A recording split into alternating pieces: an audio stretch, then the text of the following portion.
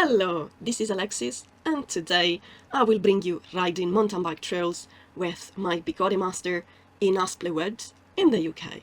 This video features one of the longest red loops. It is almost 7 miles long, and it features different sections, some tackier than others, but generally this red loop is not really difficult. It's mostly flowy. I just had to pay attention not to pedal clip on some certain routes. It is not particularly steep, and it has a mix of uphill and downhill sections. It feels more an enduro loop rather than a downhill overall, but I thoroughly enjoyed the fact that I could go on for miles and miles in the forest, in a beautiful forest I shall say, going on different types of terrains, from sandy parts to muddy to drier bits. It was quite challenging in that sense, because this kind of trails are quite narrow and rooty, although, as I mentioned earlier, not particularly difficult.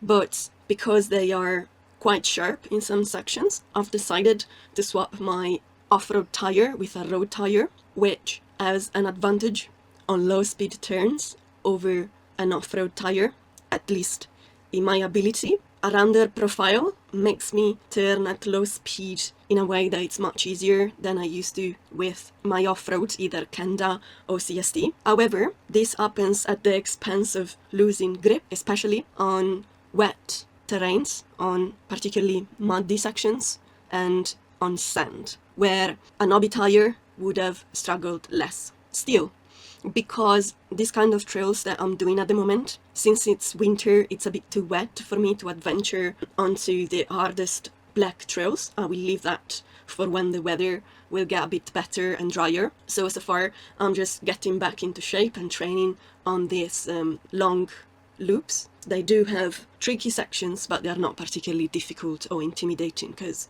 or maybe 2 sections in almost the 7 miles of run are quite steep. All the others, they are quite mild in terms of gradients, so they don't pose as slippery and over dangerous or fearful run. I can still learn and improve my skills by doing those, and most importantly, they are still incredibly fun. It's just a different type of challenge, whereas trickier and more tacky are also slower. These kind of trails can improve the ability to engage in fast turning and learning more and more how to improve sharp change of directions, which is challenging, and that's one of the reasons why I enjoy it. Because it's still winter and I'm still getting back into shape, as I was saying before, I'm also trying to get to learn how to use my master off-road more and more. What does that mean? Basically, I'm trying to go to the trails and try different setups. I went to Surrey Hills a few weeks ago, and I've tried to change calibration, I've tried to change the angle of the pedals, and tried to change my feet stance and see how I responded to the changes and how the master felt. In regards of Aspley Heath, I have changed the master calibration forward, I've moved my power pads backwards, and I've kept my ride mode to free, which is hard mode. This is because the master feels more responsive to sudden directional changes. One of the challenges that I want to tackle for this summer season to come is I really would love to learn properly how to ride in soft mode and medium mode. It's something that I haven't practiced yet, and that's one of my challenges for the season to come. Another consideration, I'm also trying different setups in terms of the suspension feel, trying to readjust my rebound and my harness, because the master still, it's my first suspension wheel. I don't have a background in mountain biking. I still need to learn and improve in that sense and understand how can I work best with my Molicel master. A feature that I really appreciate with the Fox shock that I've got is that I can easily change the mode and the feel. In a few clicks, it really makes a massive riding difference. I can, just with a switch of the knob, use a softer feel for my road riding, which the drawback is that it will more easily bottom out, but I can switch it to hard and I have a less pleasant view, but it will bottom out more progressively. Unfortunately, with the Master, I have to accept the fact that the travel is one of the smallest out there in terms of suspension. Therefore, I cannot expect to have plushy but sturdy feel in a wheel, regardless of change in the shock and change in the linkage, because the length of the tubes and the suspension travel itself will not change, they are fixed. So I just have to work around with it and feel what works best in different scenarios. There will always be a compromise to be made, but definitely I'm much happier with this than I was with the stock in an off-road setting. In this regard, I'm thinking to sell my Roadmaster, which I kept stock. I love, it's a V3, but I'm scared in case the off-road Master breaks down. That's the reason why I'm keeping 2 wheels. I cannot keep more, unfortunately, because I don't have the financial and space availability for that. So my maximum number of wheels that I can keep is 2. One for off-road, which I abuse and use in the thing that I love doing. And my second wheel is for road and commuting. A wheel that I trust to be kept and stored safely in a work environment, and also a wheel that is powerful enough to on roads. In that sense, the Master is doing a great job on that, but because it lacks smart BMS and it lacks the sturdy metal battery frame that would make me more comfortable as an all-rounder, I've decided to try the S22 Pro. So for this summer, or at the end of the summer, or next year, depending when I'll be able to sell the Roadmaster and when there will be availability of the S22 Pro, I will make the switch and try the Kingston wheel. After many reiteration of the Kingston, I hope it will be decent enough not to cut off suddenly, not to break down all the time, not to leave me stranded in places, finger crossed. I have hopes that after a few months of work that it's almost ready to be trusted. My reservations on the Kingston in terms of off-roading are the lower pedals, that I will have to be more careful not to pedal clip with that wheel, the wider body, which in the type of narrow trails that the UK present is gonna be quite tough. But on the other hand, I can focus on a different type of off-road, which would allow me to train more on bigger jumps and on bigger drops, which I'm quite refrained at the moment with the Master because of the weak frame, which I don't want to break, since it includes the battery casing, and without a smart BMS I can easily check if something were to go wrong, and this is something that I'm really scared about and I don't want to mess up. So that's my reasoning, the reason why I'm aware of a few drawbacks that and a few compromises that will need to be made with the new wheel. But overall, because I really prefer off-roading to road riding, especially in the city, it's just so stressful. With traffic, I'm just not really comfortable with that.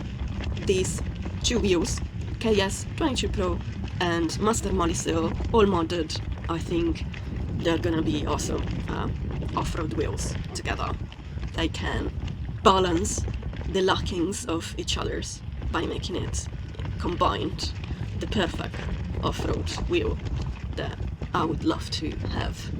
Another consideration that I was making when I was practicing on the unforgiving redlands, when the weather will dry up a bit more, I will show you what I mean. It's just the redlands are the rootiest and tackiest couple of single tracks that I ever done, with big drops, narrow parts, steep, extremely rooty descents.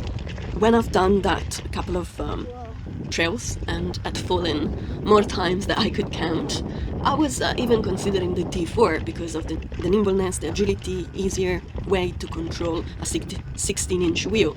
But big drawback that I really need on rooty, tacky trails is high pedal clearance.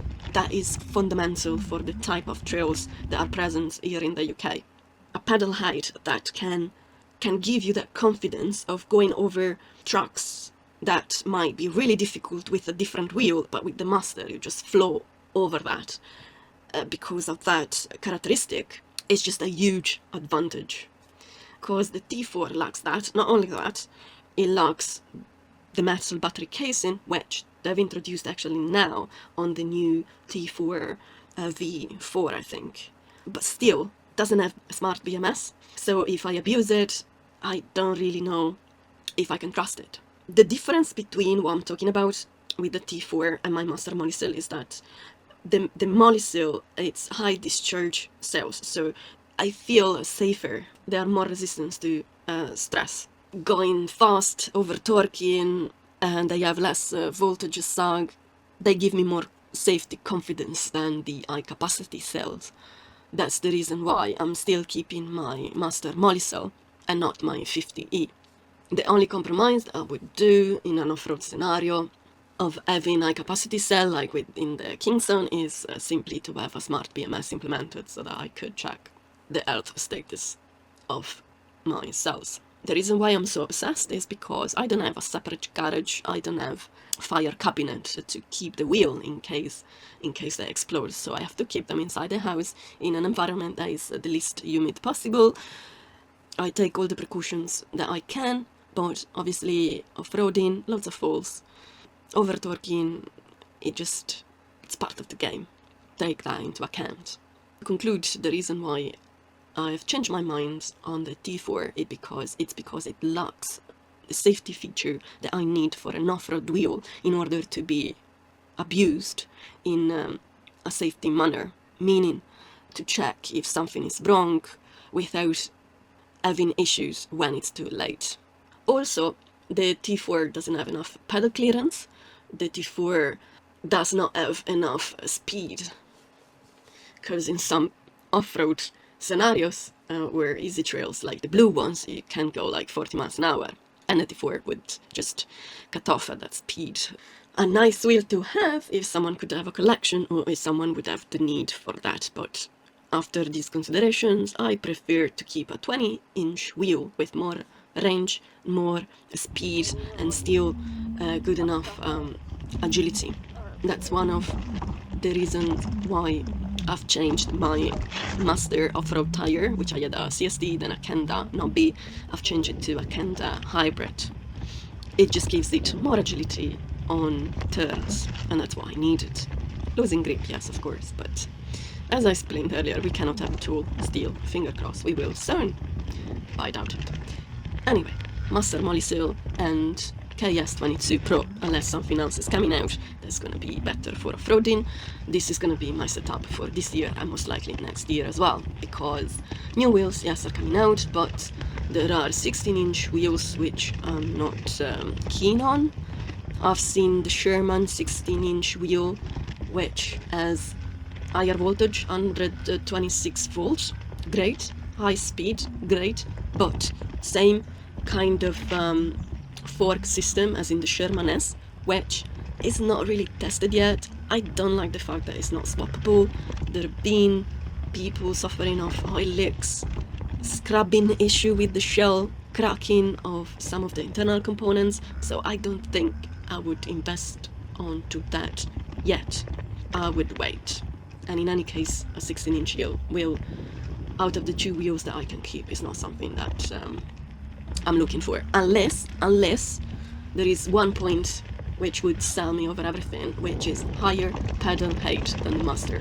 Then yes, I would really look into that, regardless. But I doubt it, because not many people like that feature. Another wheel that should be coming out this year at some point is the Emotion 16-inch with smart BMS suspension similar to the Master series. Excellent, it sounds like it could be swappable. Smart BMS in a 16-inch wheel sounds great, safe. It doesn't have the speed, it's still a 100-volt wheel apparently, but I would be more keen on the safety implemented in the Emotion 16-inch wheel and the fact that the suspension is swappable, because it could be easily damaged doing hard drops and stuff, rather than, to be honest, on the Sherman 16-inch. That's my take, because I would use it off-road. Another point even if I was to use it on the road, I would prefer to have a 20-inch wheel going fast, not really a 16-inch. But that's just my personal preference, like everything else in these videos, so don't take it personally. Another wheel I've considered was the Sherman S, because it's only like 4 kilograms heavier than the Master, 5 or 6 depending, with all my accessories and extra weight from the new linkage, etc. It's 40 kilos, so it's only like 4 kilos more, the Sherman S. But because of the issues that I've stated, and the selling price point is not a wheel that I would abuse in an off-road scenario, I would keep it as a potential long-range road wheel. But to be fair, I've been thinking about it, and if I could choose, since we're speaking about a road cruiser, why not going for the Master Pro at that price point? And you get the best of the range possible. Sure, it does like 10 kilos more, but for a cruiser, you don't have to really struggle to control it if you just want to cruise around for long distances. So that's another consideration. I still, I haven't considered in any case the Master Pro, because with a 4800 watt-hour battery, the lack again of smart BMS just puts me off completely. So we'll see what's going to come out in the future. Although I do appreciate the fact that there are new metal battery casing, etc. Commander Pro. Commander Pro is 1 kilo less than the Sherman S, just came out. Batch 1 is quite problematic. They implemented a better suspension mechanism than in the Sherman S, so that with the little wheels it doesn't rub against the shell, but they made a rash decision to change it from 100 volt to 134 to be a direct competitor with the Sherman S. But the few videos I've seen around, they showed a lack of tension and order within the motherboard and lack of water resistant features. So being an off-road person, puddles, mud, rain in the UK is always present, so for me it's not a contendant. And so far we have them all, the new wheels, and that was my reasoning behind the choice that I've made to keep my Master Molicel, which I love, although not perfect, and the reason why I would love to purchase Kingston S22 Pro in near future. Hope you enjoyed this new format. I'm still trying to figure things out, so I apologize for the messy outcome. I just love being in the forest and riding trails. This is what I want to do most of the time, until I can. For now it's all. Ciao ciao!